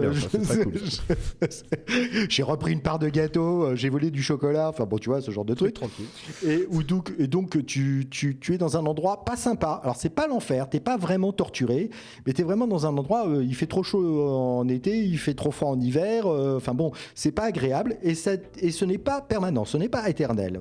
Au bout d'un moment, tu peux gagner ta place en paradis. Voilà. Kenny, ce soir, c'est ça. En tout cas. On va dire que t'es en liberté conditionnelle. Hein. Et après, il y a l'enfer. Et là, l'enfer, par contre, l'enfer chrétien, tu n'en sors jamais. C'est-à-dire, tu es condamné à l'enfer, c'est en éternité. Tu es séparé de Dieu et tu seras éternellement torturé. Voilà. D'accord, Très bien. Alors il y en a qui me disent on critique que les chrétiens. Alors déjà, pour rappel, il y a 2 lives avec Soleil Apostasie où on critique les musulmans. Alors si ça vous va pas là, après vous voulez qu'on fasse quoi? Les juifs, on a déjà fait les sectes. Petit à petit, l'oiseau fait son lit, arrêtez un petit peu de râler. D'autre part, il y en a qui me disent inviter Arnaud Dumoux serait beaucoup plus pertinent. Mais je connais Dumoux. C'est bon, il chasse les loups-garous maintenant, il a justifié les loups-garous de Morgan Priest. C'est bon, vous arrêtez de délirer là 2 secondes. Non, vous pensez vraiment qu'il y a des loups-garous dans la Bible? Foutez-vous de ma gueule. Qu'est-ce que t'en penses d'Arnaud Dumoux, tiens? Dumouche. Dumouche. Oh la vache. Alors le peu que j'en ai vu dans des vidéos et ce que m'en a dit quelqu'un avec qui je m'entends bien et que j'aime bien, qui s'appelle Thomas Durand, à savoir Assermendax de la Tronche en Biais, qui a eu un débat avec lui, qui a essayé d'avoir un débat avec lui. C'est que c'est impossible de discuter avec Arnaud Dumouche parce que en fait c'est un spécialiste de la faena, quoi. C'est-à-dire chaque fois qu'il se retrouve en face d'une difficulté théologique ou logique, il sort sa cape, il fait le toréador et puis il passe à autre chose, quoi. Ah, puis c'est Dieu qui l'a voulu, de toute façon on peut pas expliquer tout. Voilà, quoi. Ah bah les voies de Dieu sont impénétrables. C'est ça, je veux dire, ça c'est la formule magique. D'accord. C'est que dès que t'es coincé, c'est un peu comme expliquer la Trinité. Tu vois, tu discutes avec un chrétien, tu lui dis explique-moi exactement ce que c'est que la Trinité, le Père, le Fils, le Saint-Esprit. Comment tu peux avoir 3 entités séparées qui en même temps sont la même. Je veux dire, c'est une contradiction logique dans les termes. Oui, mais Dieu, là. Et au bout de 10 minutes, un quart d'heure de balbutiements plus ou moins cohérents, ça finit toujours. C'est le mystère de la Trinité. Exactement. Alors il y en a qui me disent dans le chat que tu aurais fait des choses sur les comptines de Bismillah. Alors pourquoi spécifiquement ça? Tiens. Bismillah. Déjà parce que sur ma chaîne je faisais énormément de trucs justement sur la religion catholique, que j'avais fait que à propos de l'islam j'avais pas fait grand chose et que c'est quand même un sujet qu'on peut pas éviter dans la France d'aujourd'hui et dans le monde en général. Bien sûr. Donc pour l'instant c'est vrai que je fais beaucoup de lecture de la Bible, de lecture distanciée, que j'essaie de rendre rigolote de la Bible. J'avais pour projet de faire les choses dans l'ordre, c'est-à-dire Ancien Testament, Évangile et puis Bible, et puis Coran. Mais vu la taille du bouquin et tout ce qu'il y a à lire, je veux dire, si j'attends d'avoir fini la Bible pour m'attaquer au Coran, on est là encore pour 10 ans. Quoi. Voilà. Ça peut durer beaucoup plus peut-être, hein. C'est très long, c'est très long. C'est très long. Voilà. Surtout quand il y a des listes, surtout quand il y a des listes, et le roi machin eut tel fils, machin truc chouette. Enfin, bon, c'est très long aussi le début, c'est vrai que putain, la liste familiale et tout. Alors du coup lui c'est machin, le fils de Bidule c'est ça, alors son tonton c'est Bidule et le grand-père c'est machin. Alors, du coup, voilà, et puis alors je suis bientôt arrivé à l'Exode, et puis alors à l'Exode t'as les 623 lois, faut cuire le machin comme ça et tout, c'est un enfer. Donc ça clairement je vais pas perdre énormément de temps avec ça. Non, toujours est-il que je vais commencer à faire des lectures effectivement sur le même ton. C'est une série qui s'appelle Les Odieux dans le texte. Et donc de commencer à lire le Coran comme je le fais pour la Bible. Donc pour l'instant on est encore sur l'Ancien Testament, mais je vais attaquer aussi les évangiles, enfin le Nouveau Testament et les évangiles. Tout ça pour dire pourquoi est-ce que je me suis intéressé à cette vidéo et pourquoi est-ce que j'ai fait cette analyse de cette vidéo Bismillah. Pour une raison toute bête, c'est qu'il y a eu une période, je suis en contact à cause de mes activités dans des associations laïques, je suis en contact avec une sociologue et ethnologue qui écrit des bouquins, qui s'appelle Florence Bergeau-Blaclair, qui a écrit un bouquin qui s'appelle L'invention du halal, par exemple. Mais quand j'ai travaillé dessus, j'ai passé 3 semaines, c'était épouvantable, parce que je suis musicien, j'ai une bonne mémoire musicale, le truc, après l'avoir entendu une fois, ça m'était vissé dans le crâne et pendant 3 semaines, c'était le syndrome dans Arthur, avec à la volette, quoi. C'est l'équivalent de à la volette mais sauce islam, quoi. Enfin, je veux dire, c'est insupportable. Il y en a qui se demandent ce que c'est. Attendez, je vous fais écouter 2 secondes parce qu'il y en a qui connaissent pas Bismillah. Attention, attention au strike, hein, parce que moi j'ai été striké. Ah ouais. J'ai mis 3 secondes, c'est bon. Alors. Ils sont vraiment, mais au taquet, quoi. Je me suis battu 3 semaines avec eux et j'ai fini par leur dire si vous voulez absolument faire un effet stressant, allons-y. Mais t'avais passé l'audio, c'est ça? Ouais. Alors j'avais déformé l'audio, mais vraiment il était presque, enfin j'avais vraiment déformé l'audio, enfin il n'était pas reconnaissable. Et les mecs, ils ont quand même, ils m'ont fait chier quoi. Ah ouais, 2 strikes. Ah ouais, ne mets pas le son de la vidéo, l'IA. Ah ouais, il s'est pris 2 strikes. Ah ouais, vous me faites peur. J'ai mis 2 secondes, c'est bon, 2 secondes. J'ai pas mis fort, hein. J'ai mis tout doucement, j'ai mis 2 secondes. Donc bref, j'espère que ça va passer. Hein. Moi aussi, je prends un strike, les gars. Soutenez la Claudie. La semaine prochaine, je suis avec Vincent Lapierre. Je vais aller le voir à Paris, c'est confirmé. Jeudi, je me fais interviewer par Vincent Lapierre. Je sais pas ce que je vais dire, les copains. Je sais pas ce que. Je vais être là, oui. J'aime bien donner la parole aux gens. Je suis pour la liberté d'expression. Non, mais c'est vrai que c'est toujours bizarre. Bref. Alors. Du coup, un irréductible athée, pourquoi un irréductible athée alors? Petite question. Alors un irréductible, bête, mais... d'abord je suis athée, donc voilà, donc je le dis et ça me pose strictement aucun problème et j'assume totalement ce positionnement. Et un irréductible tout simplement parce que je suis gaulois quoi. L'irréductible ne s'attache pas à l'athéisme, mais s'attache tout simplement au fait que je suis français. Voilà. Et est-ce que C'était juste un clin d'œil à Astérix. Et est-ce qu'il y a un côté combat politique dans ta démarche finalement? Philosophiquement, je suis de gauche. Sauf que quand je vois la gauche actuelle, c'est compliqué. C'est bon, je vais traiter de facho dès demain, je pense, malheureusement. C'est passé chez moi, c'est horrible. Non, alors ça va ajouter. Après, t'es potes avec. Oui, vas-y. Soyons très très clairs, dans les commentaires que j'ai sous mes vidéos, de toute façon, je me fais traiter d'islamophobe par les uns et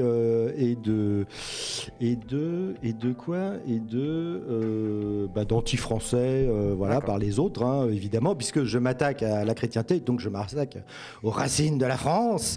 Alors le problème, c'est que moi, je considère que les racines de la France, elles sont autant gréco-romaines que chrétiennes. Et que la France actuelle, elle s'est essentiellement construite en combat et en opposition à l'impérium catholique et donc chrétien. Donc quand j'ai des chrétiens ou des catholiques qui viennent m'expliquer que c'est eux qui ont inventé l'individualité, que c'est la catholicité ou la chrétienté qui a inventé la démocratie, non. Ou le socialisme, hein, carrément. Bah oui. Ça aime bien le socialisme. Le socialisme, c'est ce qui va sauver le monde. Merci Michel. Alors on me demande pourquoi ne pas être agnostique plutôt qu'athée? Est-ce qu'on peut ne pas rejeter les religions, etc. Alors, question. Alors, c'est une bonne question, mais en fait, l'agnostique, c'est un Suisse. C'est quelqu'un qui ne prend pas position. C'est-à-dire, c'est quelqu'un qui dit... en fait, je vais être un petit peu cruel. Je pense que ceux qui se disent agnostiques sont les jaunes de la croyance. C'est-à-dire, sont des gens qui profitent des combats des athées tout en prenant pas le risque de fâcher les croyants. Voilà. Pour moi, c'est vraiment... Alors après, quand tu te dis ignostique, en disant je ne peux pas me positionner sur un sujet qu'on ne peut pas définir, parce que l'ignosticité... Alors, ignostique, ça veut dire... si on ne pouvait pas me donner une définition de l'objet, à savoir Dieu, je ne peux pas donner d'avis dessus. Ce qui n'est pas bête. Ce qui est pas... défaut de preuve, tu peux pas t'exprimer, quoi. Définissez-moi le sujet et je pourrais vous donner éventuellement mon avis dessus, mais si vous n'êtes pas capable de me définir ce qu'est Dieu, je peux pas me prononcer. Ça s'entend. Après, il faut bien comprendre ce qu'on entend par agnostique. Parce que agnostique du Dieu déiste, c'est-à-dire de l'étincelle divine qui donne naissance à l'univers et qui ensuite n'interagit absolument plus avec la création. Pourquoi pas? Non mais pour le coup, même moi je dis bien pourquoi pas, moi j'accepte. Mais ce Dieu-là, moi je suis agnostique parce que effectivement, je veux dire, il est il est indéterminable par rapport à la nature. Il est impossible de faire la différence entre l'action de la nature, l'action naturelle de l'univers, suite au Big Bang, etc., et l'action de ce Dieu. C'est impossible de les discerner. C'est indiscernable. Donc là-dessus, effectivement, je peux pas me prononcer. Par contre, le Dieu théiste, c'est-à-dire celui qui interagit avec les humains, dont certains humains prétendent qu'ils ont une relation privilégiée avec lui, qui nous fait respirer, qui nous donne la vie, qui nous tue, qui nous envoie des épreuves de la vie, qui dirige les ouragans ou les tremblements de terre, par exemple. Hein. On a un très bon exemple en ce moment, etc. Ce Dieu-là, je peux affirmer qu'il n'existe pas, parce que tous les écrits qui prétendent définir ses caractéristiques, ses actions et ses intentions, et en particulier le fait qu'ils sont des traductions parfaites. Ils ne peuvent pas avoir de défaut puisque Dieu étant parfait, il ne peut pas dicter un truc faux. Eh bien, on peut assez facilement prouver que les livres qui sont censés être la parole de ce Dieu sans défaut sont pleins de défauts. Donc, c'est une contradiction dans les termes. Donc, ce Dieu-là, oui, ça ne me pose strictement aucun problème d'affirmer qu'il n'existe pas, jusqu'à preuve du contraire. C'est-à-dire, oui, mais tu peux pas prouver qu'il n'existe pas. Mais on peut pas prouver l'existence de quelque chose qui n'existe pas. Comment que vous faites ? Mais la charge de la preuve revient à celui qui affirme quelque chose. Voilà. Si je dis j'ai gagné au loto, montre-moi ton compte en banque. Ah mais oui, mais tu comprends, c'est un compte suisse, je peux pas te le montrer. J'ai pas des millions. Hein. Prouve donc que j'ai pas de millions. Bah regarde ta femme. Voilà. Soyons clairs, net et précis. Après, la femme, ça veut rien dire des fois. Mais c'est vrai que si t'es millionnaire, souvent tu choisis une petite femme un peu plus. Malheureusement, c'est ça qui est triste. Ah bah, je veux dire, c'est à partir du moment où la plupart des mecs, quand ils veulent une grosse voiture rouge décapotable, c'est pour pouvoir planter une blonde agronibare sur le siège passager. Hein. Moi, j'ai pas le permis. C'est souvent la motivation. Ma femme, c'est ce qui la rassure, c'est que j'ai pas le permis, donc c'est très bien. C'est-à-dire que si je suis riche, demain, j'aurai pas de décapotable. J'aurai surtout pas le permis, je pense. Même si je suis riche, je vous jure que j'ai pas le permis, je prends un chauffeur. J'aurai un gros chauffeur. Et un chauffeur, si t'es champion, t'appuies sur le champignon, et puis voilà. Non, mais à un moment donné, il faut arrêter de déconner. Hein. Bien sûr. Enfin, je veux dire, quand tu peux te permettre tu peux t'acheter un ministre, tu te comportes comme un ministre. Qu'est-ce que j'aimerais. Ça n'arrivera pas, mais j'aimerais. Ou comme un chef de secte. Regarde les mecs, les chefs de secte, ils ne conduisent jamais. Ah oui, eux par contre, ouais, non, mais les gourous ne conduisent jamais. Hein, c'est des rockstars. T'as un Raël. Non, mais le mode de vie de Raël pendant un temps, c'était incroyable. Hein, c'était incroyable. Non, mais après, bon, il a chuté. Les plumes bleues et les plumes blanches. Putain, le mec, il se les donnait, enfoiré. Quelle horreur. Salope. Les gars, il avait qui il voulait, c'était génial ça. En plus, il faisait mirer des anus. C'est-à-dire, en gros, il regardait aux petits anus, comme ça, il pouvait faire une sélection, comme ça, en regardant de haut. Ah ouais, toi, t'es mignonne, toi, non. Oh, c'est bizarre ça, c'est quoi cette escalope? Donc voilà, c'est compliqué, très compliqué. C'est ignoble. Il y a Yax qui est pas content et qui dit mais qu'est-ce qu'il raconte? Il y a Yax, il est là et il est pas content. Il dit mais qu'est-ce qu'il raconte sur les agnostiques? Être agnostique, c'est juste croire en une divinité, un dieu qui n'est pas l'un des trois dieux monothéistes. Quoi? Mais non, pas du tout. Bah ouais. Absolument pas. Ça concerne tous les dieux. Ça va de Bouddha à Thor en passant par Zioclo. Voilà, tout à fait. Non, et puis pour ceux qui me disent que l'athéisme ne tient pas debout parce qu'on ne peut pas prouver l'inexistence de Yahvé, de Jésus ou d'Allah, est-ce qu'ils se posent la question sur Thor ou Vishnu? Non. Est-ce qu'ils ont besoin de preuves que Thor ou Vishnu n'existent pas pour ne pas y croire? Certains vont dire ouais, mais il n'y a qu'un dieu, il y a Dieu révélé. Prouve-le. Parce qu'il y a des révélations. Prouve-le. Bah, il y a la Bible, la Torah et le Coran, ça dépend de quel courant tu te places. Et donc, qu'est-ce que tu affirmes à propos du Coran? Que Dieu, il a créé l'homme et que il a raison. Parce que moi je sais pas, j'ai pas les arguments pour vous défendre, les copains qui croient. C'est prouvé par Jésus. C'est prouvé par Jésus, on m'a dit. On va prendre un exemple vachement intéressant. Je comprends pas le génère, désolé. Vas-y. Non mais je t'en prie. Il y a un exemple assez marquant d'une incompréhension de base de beaucoup de croyants par rapport à l'athéisme. C'est cette obsession à vouloir dire oui, mais vous les athées, vous croyez en Darwin, alors que c'est faux puisque les textes bibliques le disent. Les textes bibliques ou le Coran. Enfin, les textes sacrés. Les textes sacrés des monothéismes abrahamiques, le disent. Les trois grandes religions, quoi, en gros, les trois grands monothéismes. C'est assez intéressant, c'est qu'ils n'arrivent pas à comprendre un truc, c'est que même s'ils parvenaient, et ça va être très très compliqué, à prouver que la théorie de l'évolution est fausse, ils n'auraient pas fait un seul pas en direction du fait de prouver l'existence de leur Dieu. Ils auraient juste prouvé que la théorie de l'évolution du vivant est fausse.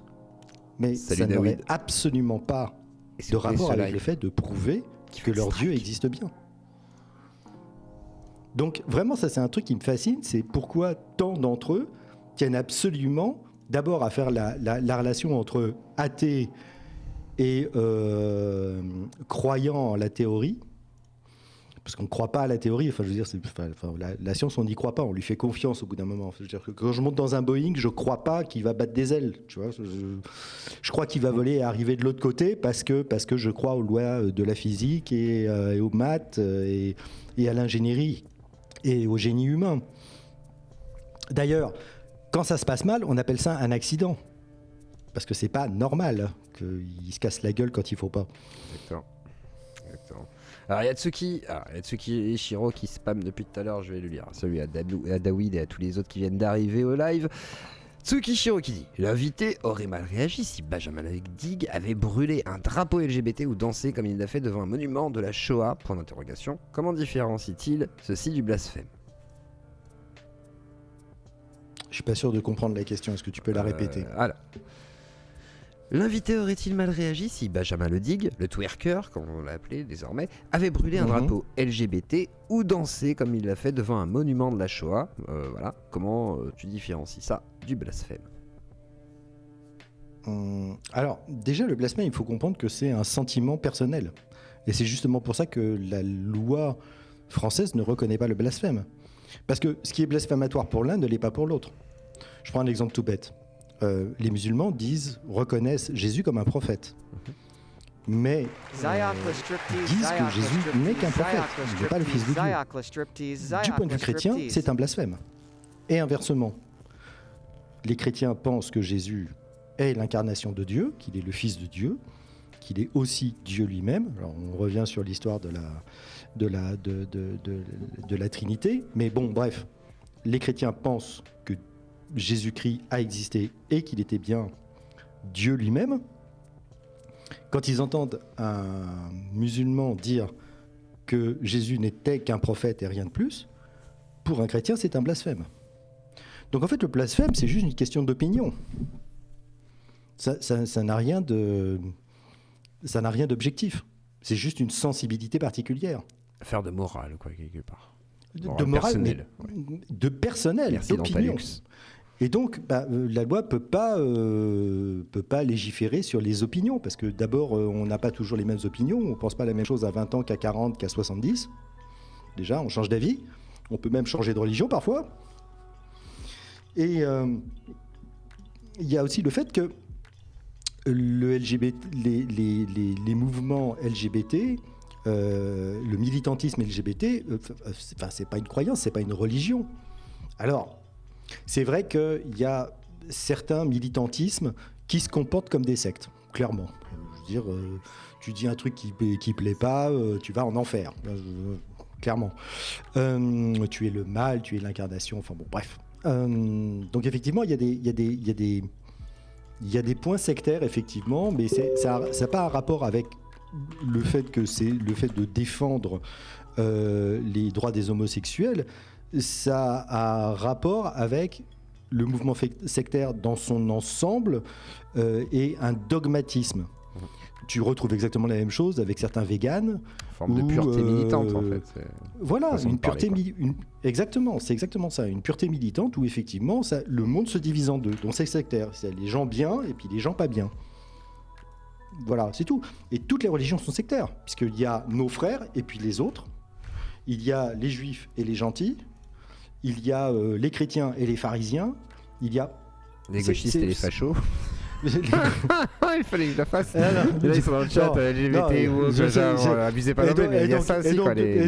Et donc, du point de vue d'un certain nombre de personnes, si tu n'es pas à gauche de Jean-Luc Mélenchon, tu es facho. C'est ça. C'est exactement ça. Voilà. C'est problématique. Ah, attention, problématique, le mot à ne pas utiliser. Et donc, non, mais tu veux brûler un drapeau LGBT, j'en ai rien à foutre. Je m'en cogne totalement. Et tu fais ça devant le monument de la Shoah, bah écoute, tu te ridiculises devant le monument de la Shoah. Oui, qu'est-ce que tu veux que je te dise? J'en ai rien à foutre. Alors la Shoah, moi je suis un petit peu concerné parce que j'ai une partie de ma famille qui est juive. et qu'il y a eu des victimes, il y a eu des gens Vous qui êtes y sont juif, restés. Simon? Mais Alexandre, Simon. vous êtes juif? Mon Dieu. Mais d'accord. Et après, on peut et donc ça explique le complot judéo-maçonnique, évidemment.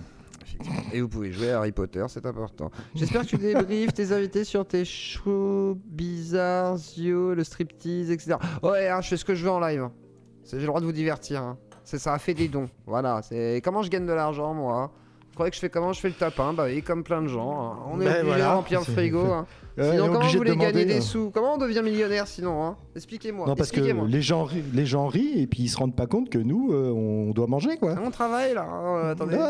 C'est pas du la même boulot. chose. Voilà, moi, je me suis levé très tôt ce matin. Je travaille de 6h du matin jusqu'à.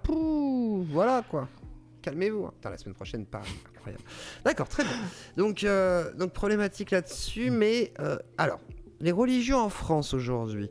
Toi, t'en fais quel constat un petit peu par rapport à ton point de vue personnel, on précise bien, mais comment tu vois un peu l'évolution des religions? Est-ce que tu as l'impression que ça recule, que ça avance? D'ailleurs, tu parlais de Macron. Comment tu vois un peu tout ça? Il y a un double mouvement. C'est super intéressant parce que en même temps, quand on interroge, quand on regarde des statistiques, quand on fait des études sociologiques ou des choses comme ça, le groupe qui progresse le plus, c'est les sans religion. Partout dans le monde occidental, et même dans certains pays entre guillemets religieux, il est très clair qu'en particulier dans les jeunes générations, il y a une désaffection totale pour les religions. Alors, je précise, les religions organisées. C'est-à-dire les trois grandes religions du monothéisme. Alors, évidemment, chez les juifs, il y a toujours eu YouTube, énormément de personnes qui apostasient, enfin qui pratiquent pas. Enfin, ils sont juifs, mais si tu veux, on leur a pas demandé leur avis. Ils sont juifs de sang, on va dire, quoi. Façon de parler. Ils sont juifs culturels. Enfin, j'ai un de mes meilleurs potes, justement, voilà, c'est un abonné qui est devenu pote, et t'as le juif culturel, voilà, donc qui fait certains trucs, voilà, qui croit plus du tout, mais un peu comme il y a la dinde de Noël, tu participes à la bar mitzvah, voilà, mais ça n'a pas, il y a pas de croyance, on est dans la tradition, on est dans la culture, un peu comme les gens qui ont une crèche à Noël, même s'ils vont jamais à la messe. Tu vois, on voit ça assez facilement. Donc il y a, en même temps chez les jeunes générations, on voit une désaffection des religions organisées, mais en même temps un réinvestissement parce que un désir de justement ce désir de entre guillemets de pureté, de réalisation, des choses comme ça peut prendre d'autres formes, comme par exemple les gamins qui s'investissent dans le véganisme ou dans la protection de la planète, ou tu vois la soif d'idéal, la soif de pureté et la soif d'idéal des jeunes. Les cadres religieux hyper stricts qui t'empêchent de zigouidi piloupiler, de boire de l'alcool ou de lire tel livre. Il ne faut pas oublier quand même ce que c'était que l'index. Ça, ils en veulent pas. Il y a liberté chérie, enfin bon voilà. Et en même temps, le besoin d'idéal. Donc en même temps, il y a une fuite. On observe une désaffection des grands groupes religieux traditionnels, en particulier en Occident.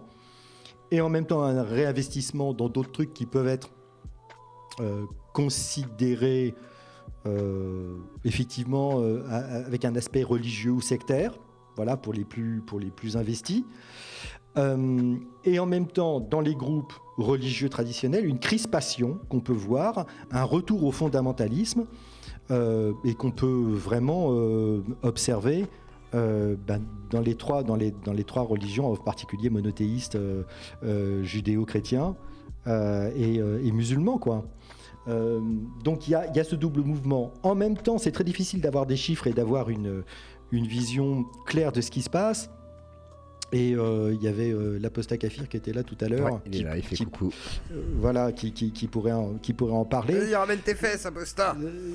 Apostat hérétique, ramène-toi, sinon au bûcher. C'est-à-dire que beaucoup de musulmans se retrouvent dans la situation où un certain nombre de chrétiens se trouvaient au XVIIIe ou au XIXe siècle, c'est-à-dire qu'ils peuvent pas exactement, ils sont exactement comme les homosexuels dans le placard. C'est-à-dire qu'ils y croient plus. Ils sont obligés de faire semblant de pratiquer pour qu'on leur foute la paix. Donc par exemple, ils vont faire semblant de... Alors ils sont obligés d'utiliser des tactiques de malades mentaux pour respecter... en tout cas, d'avoir la façade de respect, par exemple, du ramadan ou de ce genre de choses. Alors qu'en fait, ils y croient pas du tout et ils en ont rien à foutre. C'est typiquement... voilà, il y a des tas de gens qui ont apostasié de l'islam, en fait, intérieurement, mais qui ne peuvent pas le montrer socialement. Parce qu'ils craignent la mise au banc de la société, de la famille, etc., etc. Et c'est en ça qu'on peut dire qu'il y a un aspect de l'islam qui est vraiment, qui ressemble aux sectes.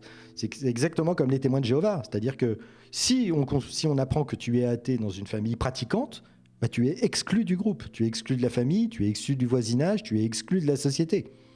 Tu es un outcast, tu es mis en dehors. Et nous sommes des animaux sociaux. Nous avons besoin des autres pour non seulement survivre, mais pour vivre tout simplement, pour avoir... On a besoin de contact avec les autres, et c'est comme ça que notre cerveau se constitue d'ailleurs. Donc il y a un double mouvement. On observe une désaffection des grandes religions en général partout en Occident, en particulier en Europe du Nord. Alors là, vraiment, les chiffres sont dingues. Mais même aux États-Unis, où maintenant, il y a près de 25% de la population américaine, ce qui est, quand on passe aux États-Unis, c'est vraiment... c'est la nation de Dieu, quoi. Je veux dire, 25% des Américains, toutes générations confondues, on considère que 25% des Américains ne se reconnaissent plus dans les grandes religions. Donc peut-être qu'on verra un jour, là, peut-être de notre vivant, on verra un candidat à la présidence américaine qui pourra dire « je ne crois pas en Dieu ». D'accord. Ouais, donc ça pourrait arriver, quoi. Ce serait bien. Ça pourrait arriver. Ça pourrait arriver. C'est un miracle, on va dire.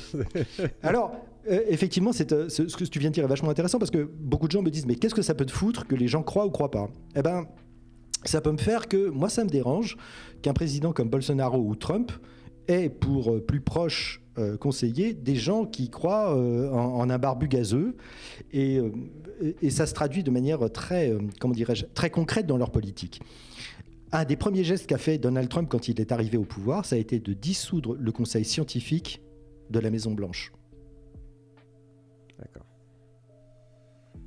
Il y a beaucoup de gens qui n'ont pas tilté là-dessus, mais c'est une des premières choses qu'il a faites. Bolsonaro, après avoir dit que, etc., par rapport à la forêt amazonienne, oui, on va la respecter, tout ça, etc., il a continué à à autoriser le massacre de la forêt amazonienne. Quel rapport avec la religion ? Tout simplement parce que ces gens sont absolument persuadés que de toute façon, c'est écrit dans la Bible que l'homme doit soumettre la nature à sa volonté et faire ce qu'il voudra. Et ils sont absolument persuadés que de toute façon, Dieu interviendra pour sauver les hommes puisqu'il l'a promis. Donc, ça, entre guillemets, c'est une irresponsabilité totale, ça leur permet de faire strictement n'importe quoi. Et ça vient avec un certain nombre de choses. C'est qu'effectivement, par exemple, si tu as le pardon via la confession ou choses comme ça, ça te permet d'être absolument pas responsable de ce qui t'arrive ou de ce que tu fais. Tu demandes pardon, voilà, c'est bon, c'est lavé, tu peux continuer. Ça a des conséquences sociales. Le rapport Sauvé a montré, par exemple, que dans des pays comme la France, il y a eu un nombre absolument incroyable de victimes à cause du secret de la confession, à cause de la structure même de ce qu'est l'Église catholique. Et il est très intéressant de savoir que, par exemple, une commission équivalente à celle de la commission Sauvé, en fait, en Italie, il s'est passé un truc, c'est qu'il devait y avoir l'équivalent de la commission Sauvé, mais pour l'Italie, et que les bigots italiens se sont débrouillés pour qu'elle n'ait pas lieu. Enfin, pour qu'elle ne puisse pas être constituée et qu'elle ne puisse pas enquêter. C'est dire le niveau d'inquiétude sur ce qu'elle pourrait révéler. Ne pas confondre confusionnisme et confucianisme. Oui, Nisme. C'est pas la chose. C'est un CMS à Dieu, aucune réponse.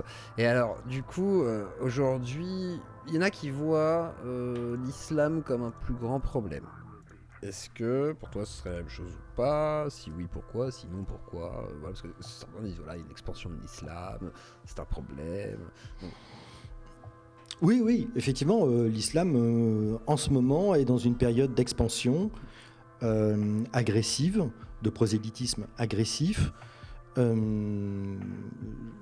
on regarde les chiffres et le nombre de victimes du terrorisme islamique dans le monde entier, et en particulier dans les pays musulmans, des choses comme ça, c'est quand même assez catastrophique, quoi. Et des organisations comme les Frères musulmans, alors il y a des gens ici en Occident qui disent mais c'est un fantasme, ça n'existe pas, c'est un mensonge, etc., etc. Il est quand même très intéressant de savoir que des pays comme l'Égypte ont interdit les Frères musulmans, les poursuivent, les foutent en prison, voire les exécutent sommairement. Donc, et qu'ils sont interdits dans certains pays musulmans parce qu'ils ont été reconnus comme étant dangereux. Si des grands prosélytes sur les réseaux sociaux sont interdits dans certains pays occidentaux, je pense par exemple à un monsieur très très connu qui s'appelle Zakir Naik, qui est vu comme un grand savant de l'islam. Enfin, chaque fois que j'ai des débats avec des musulmans, à chaque fois, c'est « va voir des vidéos de Zakir Naik, tu seras converti en 10 minutes ». Ça ne marche pas, je sais pas, je dois être inapte.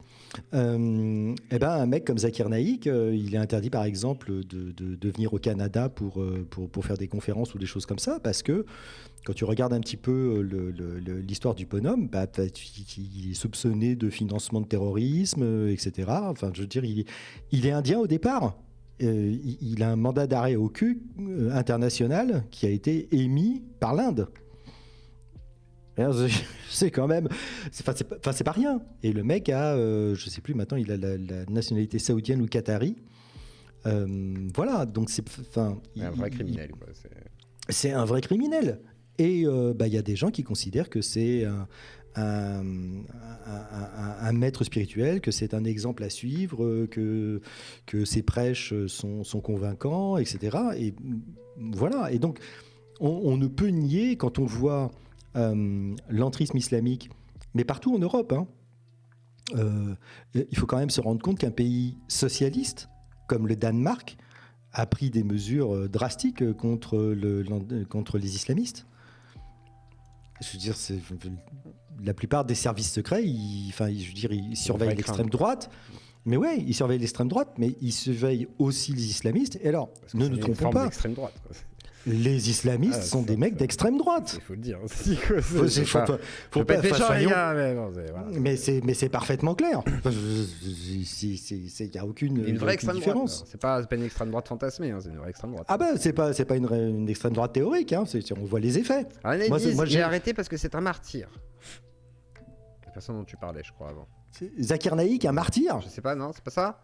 SPDR, dis-moi au cas où, je sais pas. SPDR en plus je le connais donc c'est bizarre, mais dis-moi, je te laisse me dire. SPDR, je sais pas.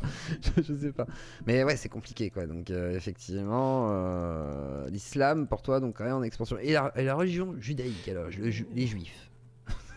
Ils sont pas prosélytes. Enfin, je veux dire, si tu veux devenir juif, c'est 7 ans d'études. Ça décourage.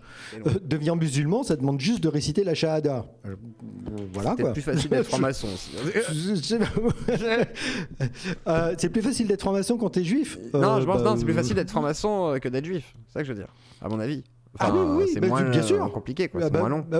Oui, c'est moins exigeant. Ça demande moins d'efforts, oui, clairement. On va apprendre l'hébreu, machin et tout, les textes. Parce que je me suis dit, pour faire fortune, ce serait bien d'être juif. Je m'y suis intéressé. Ça marche pas. C'est compliqué. Déjà, le rabbin, il a commencé à me dire, non, mais êtes-vous convaincu? Moi, j'ai répondu de quoi? C'était raté. Ça marchait pas. Ouais, je comprends. C'est pour ça qu'il y a un moment donné où il ne faut pas non plus confondre toutes les religions. Toutes les religions n'ont pas les mêmes problématiques et ce ne sont pas toutes prosélytes de la même manière. C'est vrai que le judaïsme n'a pas la même volonté. Vas-y. Oui, tout à fait. Mais on peut voir aussi qu'il y a des stratégies géopolitiques vachement intéressantes. C'est que au début de son pontificat, une des premières choses que François a fait, ça a été d'aller visiter tous les grands responsables religieux musulmans.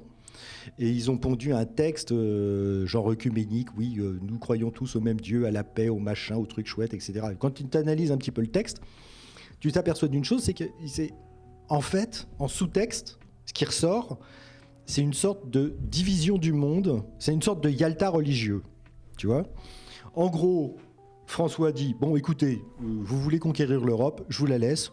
toute façon, le pays le plus catholique d'Europe, qui était la France, la fille aînée de l'Église, maintenant c'est une fille perdue, depuis 1905. En plus, il ne faut pas oublier que François est jésuite. Et qu'en fait, il déteste la France pour plusieurs raisons. Mais une des raisons, c'est parce qu'il est jésuite et que en 1906, il y a eu beaucoup de congrégations religieuses catholiques qui ont été virées, en particulier les jésuites et les dominicains. D'accord ? Ça a été les deux qui ont fait le plus chier. Et donc, les jésuites et les dominicains, ils ont une vraie dent contre la laïcité à la française. C'est vraiment un truc qu'il faut garder en tête. C'est rentrer dans leur psychologie. Et en fait, il est allé voir, et en gros, il y a une sorte de partage du monde qui s'est fait. En gros, il leur a dit, OK, vous gardez le Maghreb, le Moyen-Orient, si vous voulez conquérir l'Europe, allez-y. Moi, je garde Amérique du Nord, Amérique du Sud, Afrique subsaharienne, les parties qui sont déjà un peu catholiques en Asie. Bon, de toute façon, il y a l'épine de l'Inde au milieu pour nous séparer.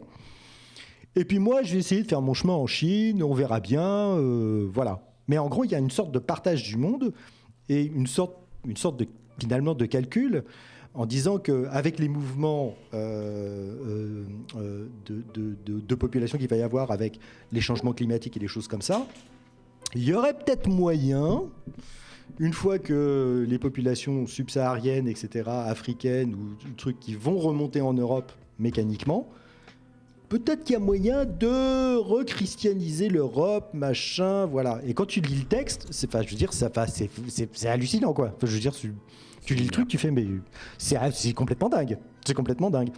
Donc, ils ont une psychologie, mais c'est-à-dire que ce ne sont pas des politiques. C'est-à-dire que ce sont des gens, et c'est une des choses que ne comprennent pas en particulier les politiques quand ils doivent combattre l'intégrisme ou le prosélytisme religieux, c'est que ces gens ne réfléchissent même pas sur le temps de leur propre vie. Ils réfléchissent en dizaines d'années, voire en siècles. En dynastie. Mais oui, mais exactement. C'est ça, c'est le Reich de Milan, quoi. Tu vois, on est sur ces trucs-là. C'est de toute façon, l'islam va conquérir la planète. Il est parti pour. Même si ça prend 500 ans, 1000 ans, ça arrivera parce que c'est ce qui doit arriver. Inch'Allah. Ok, j'espère qu'elle là, il ne cheveux pas, parce que ça va être compliqué sinon. Et ça reste dans la psychologie aussi catholique, parce qu'il ne faut pas oublier que le mot catholique veut dire universel. L'Église catholique, c'est littéralement, ça veut dire l'Église catholique est une sainte catholique et apostolique. Ça veut dire que sa destinée est de dominer le monde. C'est ça que ça veut dire. Très bien. Donc, ils ont essayé pendant 1000 ans, ils sont arrivés à une certaine limite. Bon, mais aucune limite n'est infranchissable, bien sûr. Effectivement. Alors, ça va être la première partie. Je vous laisse mettre un petit pouce bleu tout d'abord. Abonnez-vous si ce n'est pas déjà fait.